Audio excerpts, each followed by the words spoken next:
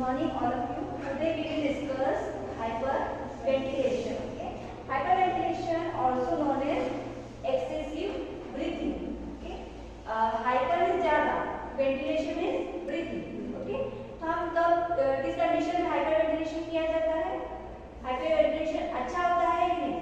It's good or not? No. Actually हमारे जो body में ब्रीथिंग होता है, रेस्पिरेशन रेट होता है 16 से 22 होना चाहिए, ज्यादा भी नहीं होना चाहिए और कम भी नहीं होना चाहिए, आपकी बॉडी मेंटेन होना चाहिए. ठीक है, यहाँ पे क्या बता रहा है? हाइपरवेंटिलेशन का मतलब क्या होता है? Excessive breathing causes the reduction of carbon dioxide concentration below normal of the blood. आप CO2 का लेवल कितना होता है अपनी बॉडी में? ऑक्सीजन कितना है? ऑक्सीजन कितना होगा? 95 to 100%. Okay, and carbon dioxide 35 to 45 mmHg. Clear?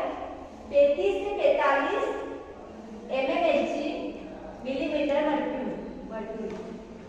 35 से 45 इसका रेंज.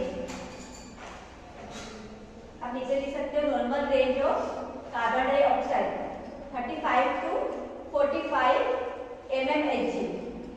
mmHg मतलब क्या होगा? मिलीमीटर मर्क्यूरी में होगा. Okay, understood. तो आपने जो ब्लड में नॉर्मली CO2 का लेवल कितना होता है? 35 to 45. अगर 45 से ज्यादा होता है दैट मींस कहने के आपकी बॉडी में क्या है? CO2 का लेवल कम हो रहा है. तो वेंटिलेट कर रहे हैं. CO2 का लेवल कम हो रहा है, 35 से कम होगा और ऑक्सीजन का लेवल बढ़ रहा है. ऑक्सीजन ज्यादा भी नहीं होना चाहिए, एकदम ज्यादा भी नहीं होना चाहिए. तो क्या होगा?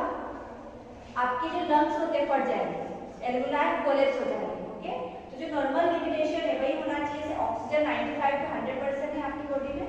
ठीक है, इतना SO2 होना चाहिए. कार्बन डाइऑक्साइड 35 to 45 होना चाहिए. ये कहाँ पर प्रेजेंट होता है? ब्लड में. ठीक है, ब्लड में जितने भी गैसेस होती है अपने ब्लड में ही प्रेजेंट होंगे. सिम्टम्स क्या क्या हो सकता है? Unnaturally fast breathing.